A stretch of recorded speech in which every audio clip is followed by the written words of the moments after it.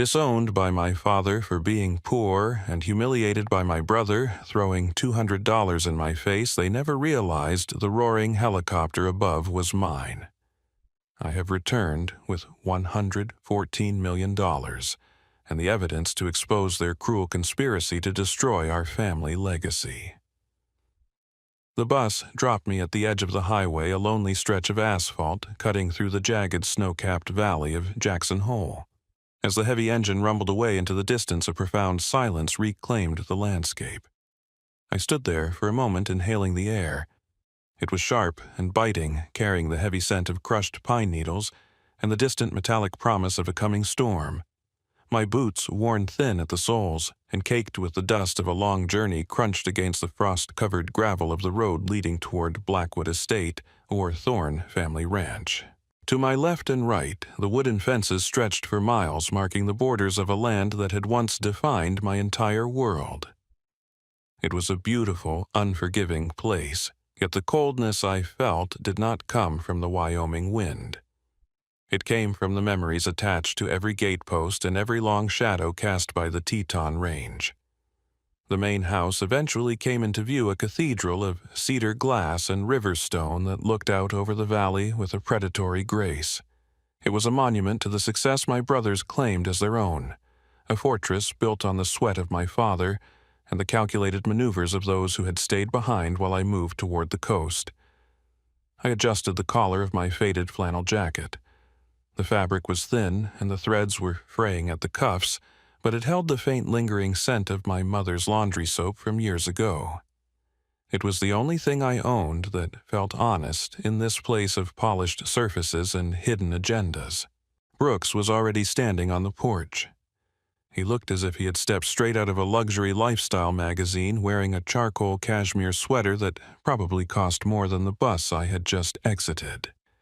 He leaned against the railing, a glass of expensive amber liquid in his hand, watching me approach with a look of practiced pity. He did not wave. He did not smile.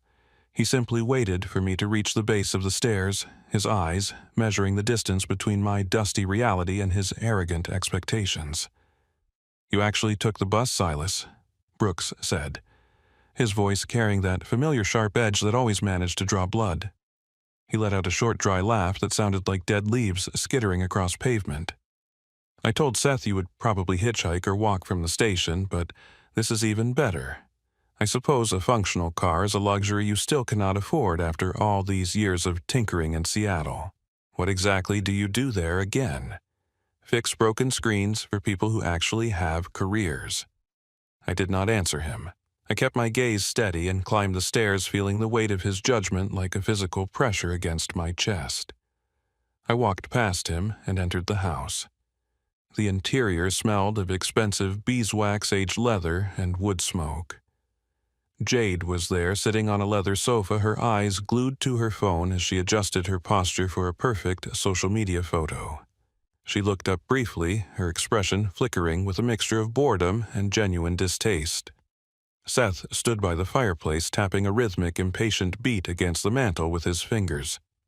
The air in the room was thick with a tension that had been fermenting for a decade, a toxic blend of old rivalries and new greeds. "Sit down, Silas," Brooks commanded as he followed me into the room, his leather loafers silent on the hardwood floor. He sat at the head of the heavy oak table and slid a single sheet of paper toward the empty chair. Beside it lay a personal check already signed in his bold, sweeping handwriting. "We have already handled the heavy lifting for the family meeting. We know you have nothing to offer in terms of actual resources or intelligence, but we are a family. We take care of our own, even the ones who fail to launch." He leaned forward, his sneer deepening until it was the only thing I could see. "Seth and Jade are committing thousands to the new plan. I am covering the bulk of the specialized medical staff and the facility fees, but we do not want you to feel completely useless. It would be bad for your fragile ego. So I have calculated a fair share for you. $200 a month. That should cover the cost of the garden supplies for the estate, or perhaps the gasoline for the transport van when you are forced to drive our parents around." He flicked the check with his index finger, sliding it across the polished wood until the corner of the paper tapped against my hand. The paper felt rough, cold, and heavy with insult against my skin. I looked down at the amount. $200. It was a calculated slap in the face, a deliberate attempt to keep me in the role of the beggar at the feast. It was the price he had put on my dignity. "It is more than fair," Seth chimed in from the fireplace, his voice smooth and devoid of any real empathy. "In fact, it is a gift. We are giving you away to belong without the burden of actually being responsible for anything significant. Just sign the acknowledgement and pay your $200. It is the least you can do for the parents you abandoned to chase your little dreams." I looked at the check, then at the arrogant faces of my siblings. Brooks was smirking, waiting for me to flinch, waiting for me to beg for a lower amount or explain why a man in a frayed jacket could not spare $200. The shame they wanted me to feel was a weight I had carried for my entire life, but today it felt different. It felt like an old skin I was finally ready to shed. I felt the familiar itch of the massive secrets I held, the weight of the $100 million empire they knew nothing about, but I remained silent. I swallowed the bitterness and let the silence belong to them for now. I let them believe that they had finally broken me. The dining room of Blackwood Estate had been transformed into a cold, clinical theater of corporate ambition. A massive, high-definition screen had been mounted against the far wall, its glow reflecting off the polished surface of the oak table like light hitting a frozen lake. My father sat at the head of the table, his shoulders hunched as if the very air in the room had become too heavy to breathe. My mother sat beside him, her fingers nervously twisting a linen napkin into a tight white knot. Brooks, Seth, and Jade occupied the other side of the table, looking like a board of directors preparing to liquidate a failing company. Seth stood at the front of the room holding a laser pointer with the practiced grace of a man who spent his life selling illusions. He clicked a button, and a series of complex financial charts blossomed across the screen. The colors were sharp, mostly aggressive reds, and clinical blues outlining a terrifying trajectory of medical expenses and maintenance costs. "The reality of high-altitude aging is significant," Seth began, his voice smooth and devoid of any genuine warmth. "To provide the level of dignity our parents deserve, we are looking at a premium care facility in Aspen. The base cost, including 24-hour nursing, cardiac monitoring, and specialized physical therapy, comes to exactly $22,500 per month." He paused to let the number settle in the air. I watched my mother flinch. To her, $22,000 was an impossible sum, a mountain of debt that threatened to crush the only home she had ever known. To Seth, it was merely a figure on a slide, a tool used to manufacture a sense of urgency and fear. "I have structured a contribution model based on liquid assets and projected earnings," Seth continued, clicking to the next slide. "Brooks will take the lead on the fiduciary management. Jade will handle the philanthropic branding of our family's transition. And Silas, as we discussed, your $200 will be noted as a symbolic gesture of participation." Beside him, Jade let out a soft, theatrical sob. She pulled a delicate silk handkerchief from her designer bag and dabbed at the corners of her eyes, though I could see her gaze darting toward the smartphone she had propped up against a crystal vase. She was recording. She was not grieving. She was producing content for her followers, framing herself as the devoted daughter, sacrificing everything for her aging parents. "It is just so heartbreaking," Jade whispered, her voice perfectly pitched for the microphone on her desk. "But we have to do what is best for their legacy, even if it means moving them away from the mountains they love."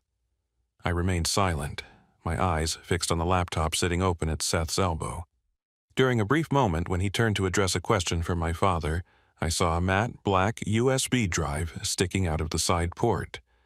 Seth had always been meticulous, but his arrogance had made him careless. He believed I was too ignorant to understand the language of his world. He did not know that I'd spent the last 5 years navigating the most complex acquisitions in the tech industry. I knew exactly what a predatory contract looked like. As Seth moved to the back of the room to retrieve a bottle of water, I leaned forward slightly, my eyes scanning the file directory that was still visible on the secondary monitor near me. My pulse did not quicken. I had learned long ago that in a negotiation the man with the most information wins. My eyes locked onto a folder titled Project Subsurface Confidential. I reached out my fingers, moving with the speed and precision born of 1,000 late nights in the lab. I did not need to take the drive, I only needed to see the metadata. I pulled up a quick view window of the lit document. My heart turned to ice as the true nature of Seth's plan revealed itself. It was not a care plan, it was a liquidation strategy. The document was a master lease agreement for subsurface mineral rights. Seth was not trying to move our parents for their health. He was forcing them to sign a limited power of attorney that would allow him to collateralize the entire 30,000-acre estate. He had been in secret negotiations with a massive energy conglomerate out of Houston. The plan involved a total surface waiver, which meant the company would have the right to install hydraulic fracturing pads and high-pressure pipelines across the very meadows where our family had run cattle for 3 generations. I analyzed the legal clauses with the cold, sharp intellect of a man who had built a $100 million empire. I saw the arbitrage play instantly. Seth was going to sell the rights for a $40 million lump sum, use a fraction of it to pay for the Aspen facility, and pocket the rest through a series of offshore shell companies. The $22,500 per month was a smokescreen, a calculated expense used to justify the theft of the land.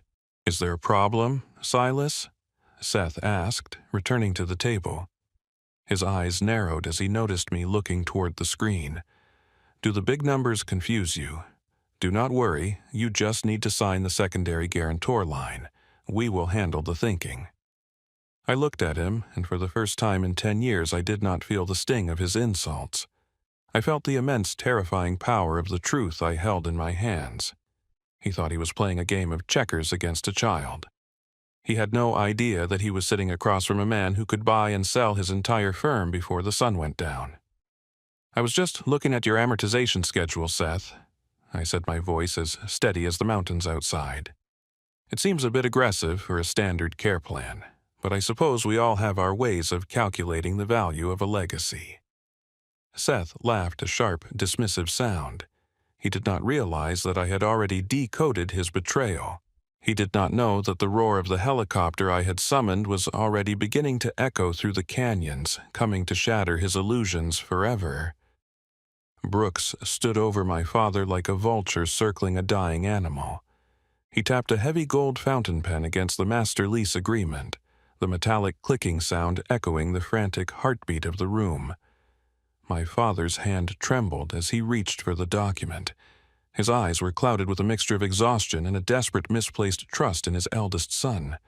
"Sign it, Father," Brooks urged, his voice dropping to a persuasive low hum. "Do not let the fear of change paralyze you. This is the only way to ensure Mom gets the care she needs without losing everything. Silas has no solutions. He only has silence. I have the plan. I have the resources. Sign the paper and let the weight fall on my shoulders." Seth leaned against the wall. His arms crossed, a look of smug satisfaction playing across his features.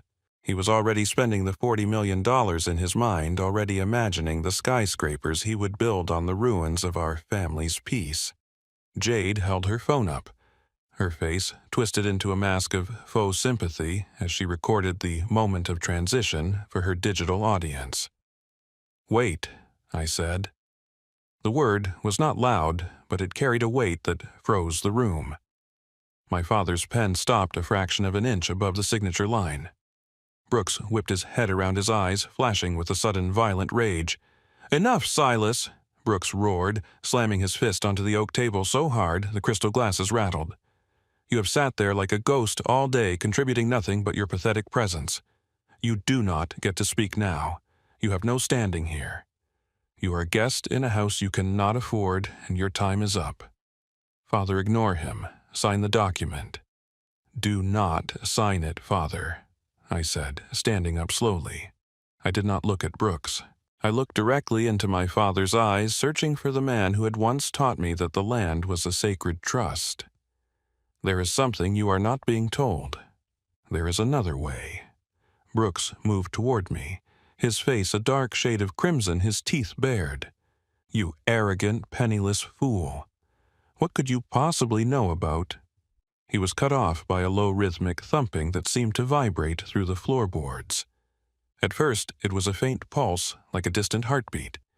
Then, within seconds, it grew into a bone-shaking roar that made the heavy glass windows of the dining room groan in their frames. The crystal chandelier above us began to dance, its glass droplets chiming in a frantic metallic chorus. "What is that?" Jade shrieked, dropping her phone as the house began to shudder. The sound became a physical force, a deafening cyclone of noise that drowned out any possibility of conversation. I turned away from my siblings and walked toward the high glass doors that led to the western lawn. Outside, the sky was no longer empty. A sleek, matte, black silhouette was descending from the clouds, its rotors cutting through the thin mountain air with the precision of a diamond saw. We filed out onto the porch, the wind hitting us with the force of a tidal wave. The pressure was immense, swirling the dry mountain dust and pine needles into a blinding storm. Brooks and Seth were forced to shield their eyes, their expensive cashmere sweaters whipping violently around their frames, their carefully groomed hair ruined in an instant. Jade huddled behind a stone pillar, her silk handkerchief flying away into the trees. I stood at the edge of the railing, my feet planted firmly, the wind tearing at my frayed flannel jacket. I did not look away. I watched as the state-of-the-art Airbus helicopter, a machine worth more than the entire Blackwood estate, touched down on the frost-covered grass. The grass flattened in a perfect circle, and the roar of the engines began to wind down into a steady, powerful hum. The door of the aircraft slid open with a hiss of pressurized air. A pilot stepped out dressed in a crisp, dark navy uniform with silver bars on his shoulders. He adjusted his headset and scanned the porch. When his eyes landed on me, he did not hesitate. He marched across the lawn, his boots clicking against the frozen earth, unbothered by the dust or the cold. He stopped exactly 3 feet from the stairs, snapped his heels together, and offered a sharp, professional salute. "The flight plan is filed and the aircraft is prepped, Mr. Silas Thorne," the pilot shouted over the dying wind. "We are ready for departure on your command." The silence that followed was more deafening than the engines. Brooks stared at the pilot, then at the multi-million-dollar machine, then back at me. His mouth hung open, his arrogance replaced by a hollow, flickering confusion. Seth's face had gone the color of ash. Jade looked as if she had forgotten how to breathe. I looked down at them from the top of the stairs, the frayed cuffs of my jacket fluttering in the last of the rotor wash. The contrast was absolute. The failure in the dusty boots stood before the symbol of ultimate global power. "My ride is here," I said, my voice cutting through the cold air like a winter frost. "And it is not for you." I turned to my father, who was watching me with an expression I had not seen in 20 years, a look of genuine, terrified wonder. "Come with me, Father, both of you. It is time you saw the truth about the son you thought had nothing to offer." I helped my father settle into the hand-stitched leather seat of the cabin, his hands gripping the armrests as if he were holding on to a dream that might shatter at any moment. My mother sat beside him, her eyes wide as she looked at the array of digital displays and the quiet professional efficiency of the crew. Outside on the porch, Brooks and Seth stood like statues carved from salt, their faces pale and diminished by the sheer scale of the machine idling on their lawn. I signaled to the pilot, and with a smooth hydraulic surge the ground fell away. The Blackwood estate shrank beneath us, turning into a miniature model of cedar and stone. For the first time I saw the land not as a prison of expectations, but as a vast, beautiful canvas. As we banked toward the town of Jackson, I handed my father a noise-canceling headset. His hands were still trembling, not from the movement of the aircraft, but from the sudden violent shift in his reality.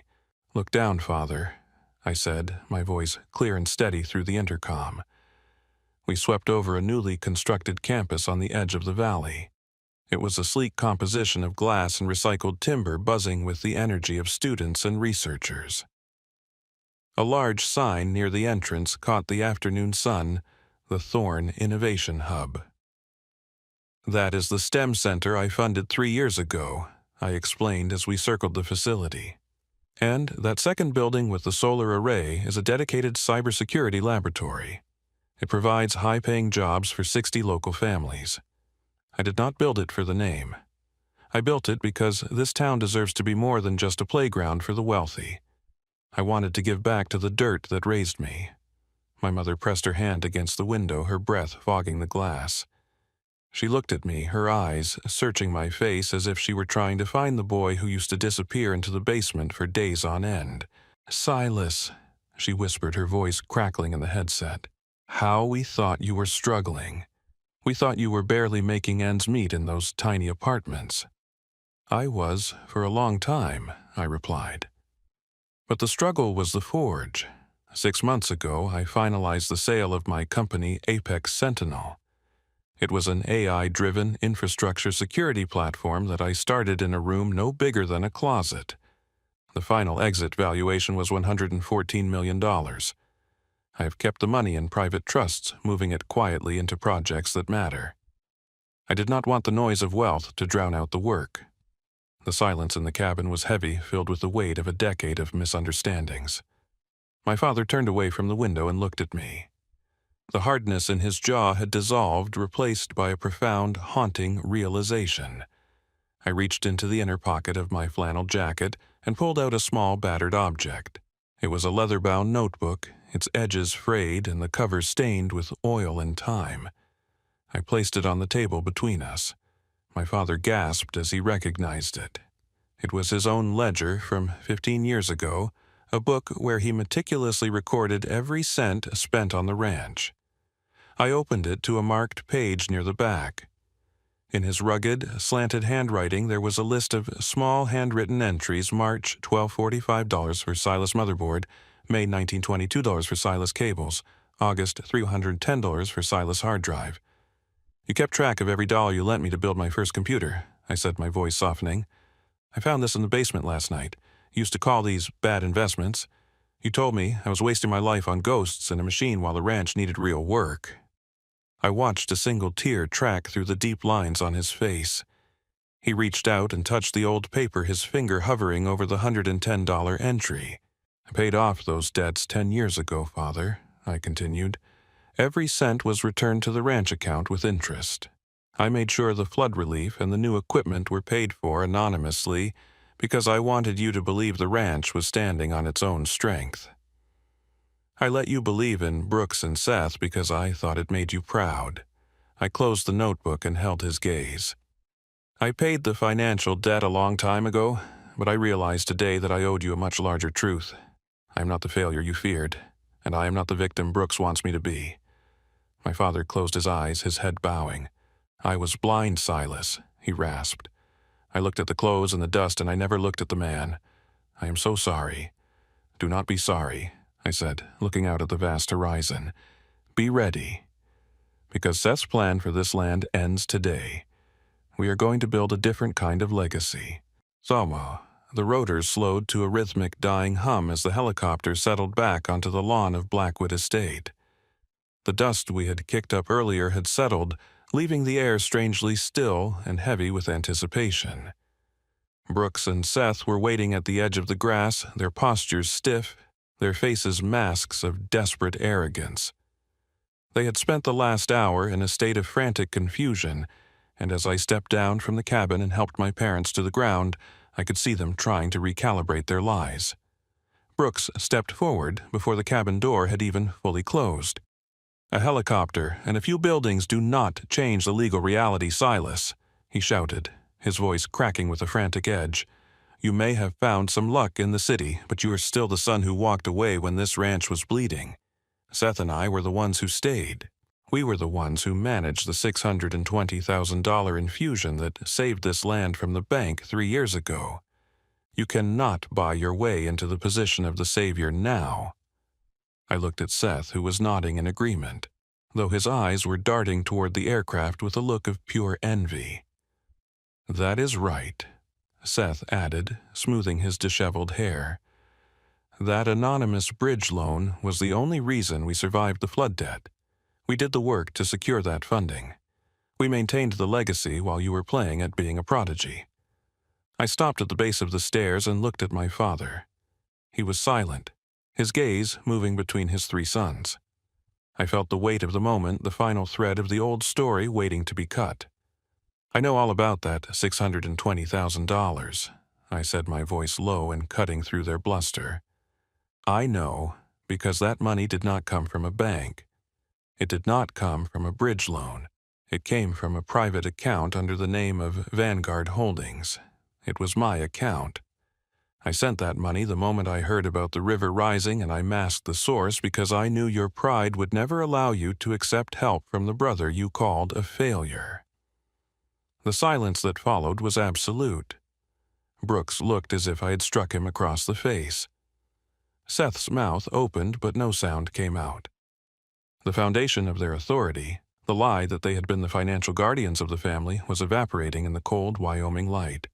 "You," Brooks whispered, his face turning a sickly shade of gray. "That is impossible. You did not have that kind of capital back then." "I had more than that," I replied. "I was already building the prototype for Apex Sentinel. I just closed my first round of funding. I let you take the credit because I cared more about the land than the applause. But today, the credit ends, along with your plan to sell the mineral rights." I turned to walk toward the house, but a soft, broken sob from my mother stopped me. She was standing by the porch railing, her hand pressed to her chest. She reached into the pocket of her cardigan and pulled out a small, faded photograph. She walked toward me, her eyes brimming with tears that she no longer tried to hide. "Silas," she said, her voice trembling, "there is something I have to tell you. Something I have carried in silence for 5 years." She handed me the photograph. It was a picture of her old wooden jewelry box, the one my father had carved for her on their wedding day. But in the photo, the box was empty. The sapphire ring and the heirloom necklace that had been in our family for 4 generations were gone. "The $5,000, she whispered. "The money that arrived in your mailbox in Seattle when you were about to lose your apartment. The check you thought came from an anonymous angel investor who believed in your code." My heart stopped. I remembered that day vividly. I had been 48 hours away from eviction, my stomach cramping from hunger, when an envelope with no return address had appeared. It had saved my life. It had given me the 3 months I needed to finish the first version of my software. "It was not an investor, Silas," my mother said, her voice breaking. "It was me. I took the bus into the city and sold everything I had of value. I told your father I had lost the jewelry on the trail, but the truth was I could not watch my son starve while the world turned its back on him. I knew you had greatness in you, even if I did not understand the machines you built. I stayed quiet because I knew you needed to believe the world was finally recognizing your talent." I looked at the photograph, then at my mother's bare hands. The realization hit me with the force of a physical blow. The investor who had started my $100 million empire was not a venture capitalist or a tech visionary. It was a mother who had sacrificed her only dowry in a gamble on a son everyone else had dismissed. I looked at Brooks and Seth. They were no longer the giants of the family. They looked small, their sweaters looking like costumes that no longer fit. They had built their power on a foundation of hidden debts and stolen credit, while the true foundation of our family had been built on a mother's secret sacrifice and a son's silent return of the favor. "The $620,000 was a gift," I said, looking at my father. "But the $5,000 from Mom, that is the only debt I will never be able to truly repay." My father walked toward my mother and took her hand, his eyes finally clearing of the fog that Brooks and Seth had cast over him. He looked at his eldest sons with a cold, piercing clarity. "The meeting is over," he said, his voice regaining the authority of the man I remembered. "And so is the lying." The sun began to dip behind the Tetons, casting long golden shadows across the ranch. For the first time in my life, I did not feel like a ghost in my own home. I felt like the architect of a new beginning. The sun was dipping low behind the jagged peaks of the Teton Range, casting a long golden light that turned the frost on the meadows into a field of diamonds. The roar of the helicopter had faded into a memory, leaving a heavy, honest silence in its wake. Brooks and Seth stood near the edge of the porch looking like men who had been shipwrecked in their own home. Their expensive clothes, once symbols of their status, now seemed like nothing more than costumes that had failed to protect them from the truth. I looked at them, and for the first time in my life I did not feel the heat of anger or the cold sting of resentment. I felt a profound sense of clarity. The secret was out. The masks were shattered, and the power dynamic that had defined my existence for 30 years had evaporated into the thin mountain air. "I'm not going to throw you out," I said, my voice carrying across the yard without effort. I saw Brooks flinch, his shoulders slumping as he waited for a blow that was not coming. "I am not interested in revenge. Revenge is a poor man's game, and I have spent enough of my life being poor in spirit. But the Thorne legacy will no longer be built on lies and predatory contracts." I walked to the edge of the porch and leaned against the cedar post, looking out at the vastness of the Blackwood estate. "Seth, you are a master of financial structures. Brooks, you know the law better than anyone in this county. You have used those skills to serve yourselves. Now you will use them to serve the people you have spent years looking down upon." I turned to face them, my expression unyielding. "I am giving you a choice. You can stay in Jackson Hole. You can work at the Thorne Innovation Hub and the Evergreen Care Center.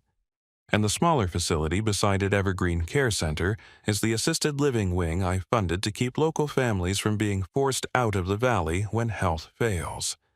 You will help manage the endowments, you will coach the students in the technology labs, and you will earn a modest salary, one that reflects the actual value you bring to this community. You will learn what it means to build something that does not belong to you. And if we refuse," Seth asked, his voice a hollow shell of its former self. "Then you are free to leave," I replied calmly.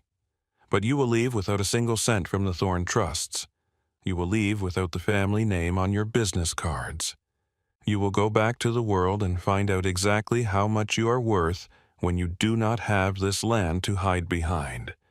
The choice is yours. Decency or departure." Jade looked up from her phone, which she had finally put away.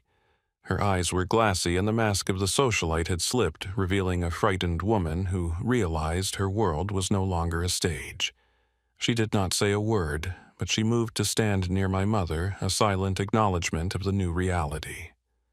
My father, who had been standing in the shadows of the doorway, stepped into the light.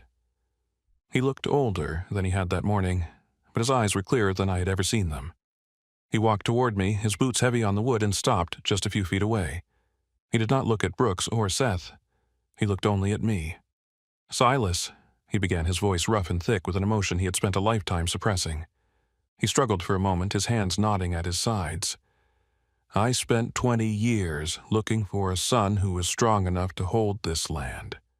I thought strength was a loud voice and a heavy hand. I thought it was the man who stayed and the man who shouted the loudest." He took a long, shuddering breath. "I was wrong. I called you weak because I did not have the courage to understand your vision. I called you a failure because I was afraid of the world you were building. I failed you, Silas. I failed to be the father you deserved, and I failed to see the man you had become." He reached out and placed a hand on my shoulder. It was a simple gesture, one I had dreamed of for 1,000 nights in lonely apartments, but now that it was here, it felt different. It was not a prize I had won. It was a debt being settled. "I'm sorry," he said. It was the first time I had ever heard him say those words. "I see you now.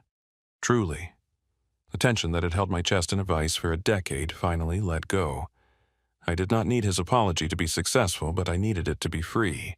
I nodded once, acknowledging his words, and watched as he walked over to my mother, taking her hand in a silent promise to do better. Later that evening, after the house had grown quiet and the stars began to pierce the purple velvet of the Wyoming sky, I sat alone on the top step of the porch. The air was crisp, and the scent of pine was stronger than ever. I looked down at my hands, the hands of a man who had built a $114 million empire from nothing but logic and will. I realized then that the money was never the goal. The $114 million was just a tool away to move the obstacles out of the path. The real wealth was the silence I felt in my soul at that moment. It was the ability to stand on my own land in my own skin without needing anyone else to tell me my value. I had fought a war for my own identity, and for the first time I had won. If you have ever felt dismissed, underestimated, or silenced by the people who were supposed to believe in you the most, remember this: your value is not a subject for public debate. You are the architect of your own story, and the pressure you feel today is only preparing you for the brilliance of tomorrow. Diamonds are created under pressure. Please leave a comment saying, "I believe in myself," if you are striving every day to build a life you are proud of. Follow this channel to see more inspiring and meaningful stories like this one. Thank you for listening to my story.